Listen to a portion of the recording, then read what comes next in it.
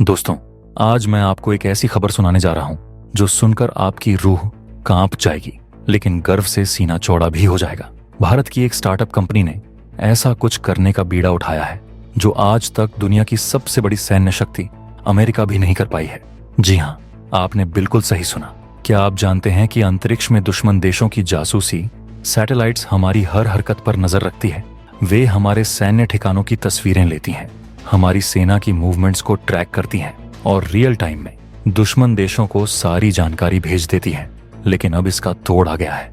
आपको तो पता ही होगा कि ऑपरेशन सिंदूर के समय चीन ने पाकिस्तान को सैटेलाइट डाटा दिया था, जिससे पाकिस्तान को हमारे सेना के मूवमेंट के बारे में रियल टाइम में पता था। इसी बात को ध्यान में रखकर हमारे जो थिंक टैंक हैं, उन्होंने ये इच्छा जताई थी कि हमारे पास एक ऐसा सिस्टम हो जो बहुत सस्ते में उन सैटेलाइट को निशाना बना सके जो हमारी सेंसिटिव जानकारी को दुश्मन तक पहुंचा रहे हैं। इसके बाद सरकार द्वारा एक टीम बनाई गई और इस टीम ने भारत के एक छोटे से कंपनी को वो बनाने की जिम्मेदारी दी जो अभी तक अमेरिका भी न बना सका। जी हां दोस्तों, हम जिस anti satellite directed energy weapon की बात कर रहे हैं, उसमें अभी तक अमेरिका भी पूरी तरफ सफल नहीं हो पाया है। लेकिन भारत के एक छोटे से कंपनी ने इतिहास लिख दिया है। इस कंपनी ने इस anti satellite directed energy weapon में कई सफलता पाई हैं। तो देर न करते हुए चलिए इसके बारे में विस्तार से जानते हैं। लेकिन वीडियो में आगे जाने से पहले हमेशा की तरह मैं चाहूंगा कि पहले हमारे देश के वैज्ञानिकों के सम्मान में इस वीडियो को लाइक करके कमेंट बॉक्स में जय हिंद जरूर लिखें। याद रहे, जय हिंद कहना हम सब के लिए गर्व की बात है। दोस्तों, आज हम बात करने जा रहे हैं एक ऐसी रेवोल्यूशनरी टेक्नोलॉजी की जो भारत की रक्षा क्षमता को अगले स्तर पर ले जाने वाली है। पुणे की एक स्टार्टअप कंपनी ऑली स्पेस एक ऐसा हथियार विकसित कर रही है जिसकी कल्पना भी अभी तक केवल साइंस फिक्शन मूवीज में की जाती थी। यह है 30 किलोवाट का डायरेक्टेड एनर्जी वेपन सिस्टम। अब आप सोच रहे होंगे कि यह क्या बला है, तो दोस्तों समझिए, यह एक ऐसा हथियार है जो पारंपरिक मिसाइलों या गोलियों का इस्तेमाल नहीं करता, बल्कि कॉन्सेंट्रेटेड एनर्जी बीम का उपयोग करके अपने टारगेट को नष्ट कर देता है। सबसे खास बात यह है कि यह स्पेस में मौजूद दुश्मन देशों की सैटेलाइट्स को ही खत्म करने के लिए डिजाइन किया जा रहा है। आज तक जितने भी डायरेक्टेड एनर्जी वेपन्स दुनिया में बने हैं, उनकी रेंज महज 6 से 20 किलोमीटर तक सीमित रही है। लेकिन ओली स्पेस का यह वेपन सीधे अंतरिक्ष में जाकर सैकड़ों किलोमीटर ऊपर घूम रही सैटेलाइट्स को निशाना बनाने में सक्षम होगा। यह पूरी तरह से हार्ड किल कैपेबिलिटी के साथ आएगा। मतलब यह सिर्फ सैटेलाइट को डिसेबल ही नहीं करेगा, बल्कि उसे पूरी तरह से तबाह कर सकता है। दोस्तों, यह काम कोई आसान नहीं है। इसे बनाना भारतीय वैज्ञानिकों के लिए एक इनॉर्मस चैलेंज है। सबसे पहली चुनौती है एडवांस्ड सेंसर्स का विकास करना। ये सेंसर्स ऐसे होने चाहिए जो स्पेस में तेजी से घूम रहे सैटेलाइट्स को रियल टाइम में डिटेक्ट कर सकें और उन्हें एक्यूरेटली ट्रैक कर सकें। दूसरी बड़ी चुनौती है ब्लाइंडिंग ऑप्टिक्स की। जब आप इतनी पावरफुल एनर्जी बीम को स्पेस में शूट करते हैं तो एटमॉस्फेरिक कंडीशंस इसे डिस्टॉर्ट कर सकती हैं। इसलिए ऐसे ऑप्टिकल सिस्टम्स चाहिए जो इस डिस्टॉर्शन को कॉम्पेंसेट कर सकें और बीम को परफेक्टली फोकस्ड रख सकें। तीसरा क्रिटिकल कंपोनेंट है थर्मल स्ट्रेसिंग और क्रिटिकल सर्फेसेस का मैनेजमेंट। जब 30 किलोवाट की एनर्जी बीम फायर होगी तो सिस्टम में ट्रेमेंडस हीट जनरेट होगी। इस हीट को एफिशिएंटली मैनेज करने के लिए एडवांस्ड कूलिंग सिस्टम्स और हीट रेजिस्टेंट मटेरियल्स की जरूरत होगी। और सबसे इंपॉर्टेंट बात, यह सब कुछ भारत को इन हाउस अपनी खुद की टेक्नोलॉजी से बनाना है, कोई फॉरेन डिपेंडेंसी नहीं। अब आती है सबसे बड़ी चुनौती, सेंसर टू शूटर साइकिल। दोस्तों, स्पेस में सैटेलाइट 27,000 किलोमीटर प्रति घंटे की रफ्तार से घूम रही होती है। जब आप किसी सैटेलाइट को डिटेक्ट करते हैं, फिर उसे ट्रैक करते हैं, टारगेटिंग सॉल्यूशन कैलकुलेट करते हैं और फिर एनर्जी बीम फायर करते हैं, यह पूरा प्रोसेस मिलीसेकंड्स में होना चाहिए। जरा सी डिले और सैटेलाइट आपकी फायरिंग रेंज से बाहर निकल जाएगी।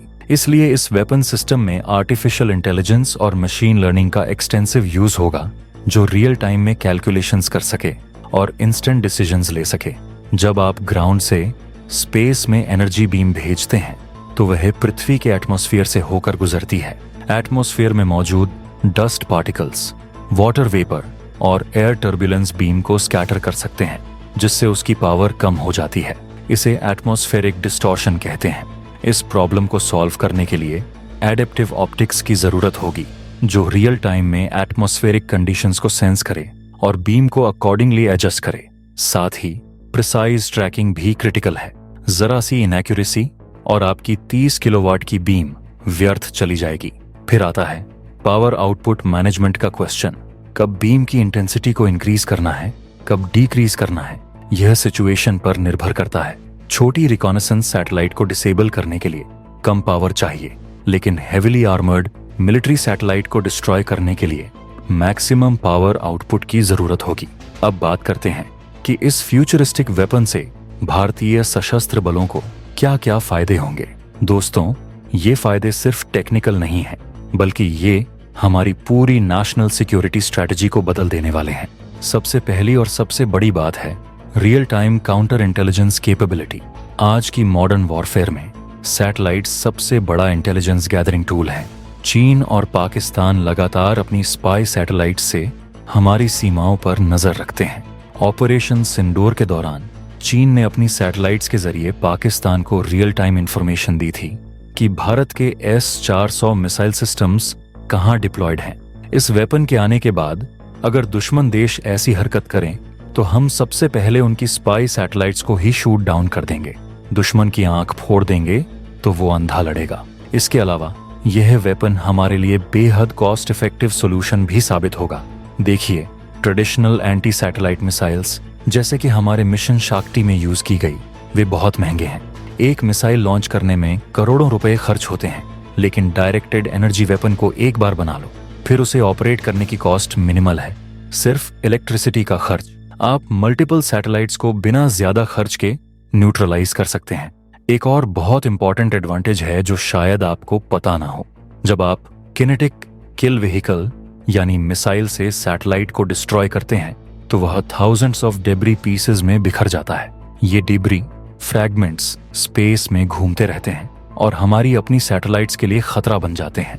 लेकिन डायरेक्टेड एनर्जी वेपन सैटेलाइट को डिसेबल या डिस्ट्रॉय कर सकता है बिना ज्यादा डेब्री क्रिएट किए। यह एनवायरमेंटल और स्ट्रेटेजिक दोनों तरह से फायदेमंद है। अब जो चौथा फायदा है वो है rapid response time. Traditional missile systems को प्रिपेयर करने, लॉन्च करने में टाइम लगता है, लेकिन डायरेक्टेड एनर्जी वेपन को इंस्टेंटली फायर किया जा सकता है। जिस मोमेंट थ्रेट डिटेक्ट हो उसी मोमेंट रिस्पॉन्स दे सकते हैं। यह स्पीड युद्ध के हालातों में गेम चेंजर साबित हो सकती है। यही नहीं दोस्तों, ये वेपन सिर्फ सैटेलाइट्स के खिलाफ ही नहीं, बल्कि इनकमिंग मिसाइल्स, ड्रोन्स और एयरक्राफ्ट के खिलाफ भी इफेक्टिव हो सकता है। भारतीय वायुसेना इसे एयर डिफेंस में भी इंटीग्रेट कर सकती है। इसे हम मल्टी डोमेन ऑपरेशंस कैपेबिलिटी कहते हैं। एक वेपन मल्टीपल थ्रेट्स के लिए। और सबसे जरूरी बात, इस वेपन के पोजेशन से ही एक पावरफुल डिटरेंट इफेक्ट क्रिएट होता है।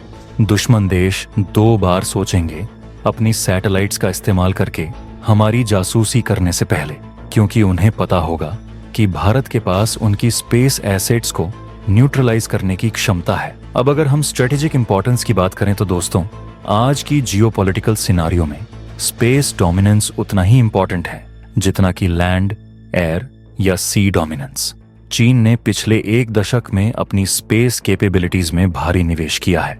उनके पास 300 से ज्यादा सैटेलाइट्स हैं, जिनमें से कई ड्यूअल यूज हैं, यानी सिविलियन पर्पसेस के साथ साथ मिलिट्री सर्वेलेंस में भी काम आती हैं। दूसरी तरफ पाकिस्तान खुद तो सैटेलाइट टेक्नोलॉजी में पिछड़ा हुआ है, लेकिन वो चीनी सैटेलाइट्स की इंफॉर्मेशन पर निर्भर रहता है। 2019 के बालाकोट एयर स्ट्राइक्स के बाद और हाल ही के ऑपरेशन सिंदूर के दौरान भी चीन ने अपनी सैटेलाइट्स के थ्रू पाकिस्तान की मदद की थी। यह चाइना पाकिस्तान की स्पेस बेस्ड इंटेलिजेंस शेयरिंग का परफेक्ट एग्जाम्पल है। तो ऐसे में अगर भारत के पास ये कैपेबिलिटी आ जाती है कि हम किसी भी समय दुश्मन की स्पेस बेस्ड एसेट्स को न्यूट्रलाइज कर सकते हैं, तो यह हमारी स्ट्रेटेजिक पोजीशनिंग को ड्रामेटिकली इंप्रूव करेगा। हम न सिर्फ डिफेंसिव पोस्चर में होंगे, बल्कि ऑफेंसिव कैपेबिलिटी भी डेवलप करेंगे। यह बैलेंस ऑफ पावर को शिफ्ट करने वाली चीज है। अब सवाल यह आता है कि यह सब कब होगा। ओली स्पेस ने दावा किया है कि वे अगले 4 से 5 साल के भीतर इस सिस्टम को डेवलप कर लेंगे। ये एम्बिशियस टाइमलाइन है, लेकिन इम्पॉसिबल नहीं। भारतीय वैज्ञानिकों ने पहले भी कई बार अपनी कैपेबिलिटी साबित की है, चाहे वो मिशन शक्ति हो, मंगलयान हो या चांद्रयान मिशंस हो। हमारे साइंटिस्ट्स ने हमेशा डेडलाइंस को बीट किया है। हालांकि दोस्तों, इस प्रोजेक्ट के सामने कई चुनौतियां भी हैं। सबसे बड़ी चुनौती है फंडिंग की। स्पेस टेक्नोलॉजी डेवलपमेंट में बिलियंस ऑफ रुपीस का इन्वेस्टमेंट चाहिए। गवर्नमेंट ऑफ इंडिया को इस प्रोजेक्ट को प्रायोरिटी देनी होगी और एडिक्वेट फंडिंग इंश्योर करनी होगी। बिना पैसे के यह सपना पूरा नहीं हो सकता। इसके साथ ही दूसरी चुनौती है स्किल्ड मैन पावर की। ऐसी एडवांस टेक्नोलॉजी डेवलप करने के लिए हाईली स्पेशलाइज्ड साइंटिस्ट्स, इंजीनियर्स और टेक्नीशियंस चाहिए। DRDO और प्राइवेट सेक्टर को मिलकर काम करना होगा। टीम वर्क यहाँ बहुत क्रूशल है। तीसरी चुनौती है टेस्टिंग की। इतने पावरफुल वेपन को टेस्ट करने के लिए स्पेशल फैसिलिटीज और स्ट्रिक्ट सेफ्टी प्रोटोकॉल्स चाहिए। इंटरनेशनल स्पेस ट्रीटीज का भी ध्यान रखना होगा। हम कोई ऐसा काम नहीं कर सकते जो इंटरनेशनली इलीगल हो। अब अगर हम ग्लोबल कॉन्टेक्स्ट में देखें तो अमेरिका भी space based directed energy weapons पर काम कर रहा है, लेकिन अभी तक वे भी ऑपरेशनल सिस्टम डेवलप नहीं कर पाए हैं। उनके प्रोटोटाइप टेस्ट्स हुए हैं, लेकिन 30 किलोवाट क्लास का operational anti satellite DEW system अभी किसी के पास नहीं है। यही तो सबसे रोमांचक बात है। इसलिए अगर भारत ये हासिल कर लेता है तो हम दुनिया के उन गिने चुने देशों में शामिल हो जाएंगे जिनके पास cutting edge space warfare capabilities हैं। ये हमारी मेक इन इंडिया इनिशिएटिव का परफेक्ट एग्जाम्पल होगा। इंडिजिनस टेक्नोलॉजी डेवलपमेंट जो वर्ल्ड क्लास हो। हम सिर्फ कॉपी नहीं कर रहे, बल्कि इनोवेट कर रहे हैं। तो दोस्तों, आखिर में यह कहना चाहूंगा कि यह सिर्फ एक वेपन सिस्टम नहीं है, यह भारत की टेक्नोलॉजिकल प्रोवेस का प्रतीक है। ये दिखाता है कि हमारे वैज्ञानिक, हमारे इंजीनियर्स, हमारे स्टार्टअप्स दुनिया के किसी से कम नहीं हैं। जो काम अमेरिका नहीं कर पाया वो हम कर रहे हैं। और जब यह वेपन सिस्टम ऑपरेशनल हो जाएगा तो भारत की स्ट्रेटेजिक ऑटोनॉमी और भी मजबूत होगी। हम किसी फॉरेन पावर पर निर्भर नहीं रहेंगे अपनी स्पेस एसेट्स को प्रोटेक्ट करने के लिए। हम अपनी टर्म्स पर अपनी सुरक्षा इंश्योर कर सकेंगे। यह सेल्फ रिलायंस की सच्ची मिसाल होगी। अगले 4 से 5 साल बहुत क्रूशल होंगे। देखना होगा कि ओली स्पेस अपने प्रोमिसेस को डिलीवर कर पाती है या नहीं। लेकिन एक बात तय है, भारत अब स्पेस वॉरफेयर के फील्ड में भी अपनी ताकत दिखाने के लिए तैयार हो रहा है।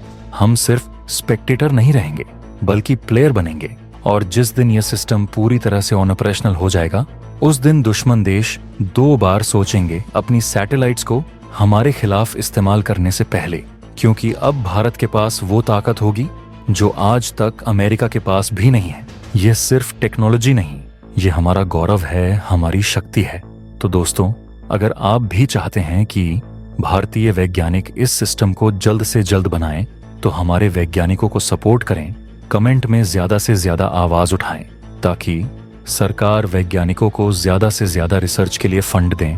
वीडियो को लाइक करें, शेयर करें, और अगर इस चैनल को सब्सक्राइब नहीं किया है तो सब्सक्राइब करें। एक बात और, हम मिडिल ईस्ट फाइल नाम का नया एपिसोड शुरू कर रहे हैं, जिसमें हम अमेरिका ईरान के टेंशन के बारे में बात करते हैं। उस वीडियो को भी आप जरूर देखें, आपको नई जानकारी मिलेगी। मिलते हैं अगले वीडियो में। जय हिंद, जय भारत।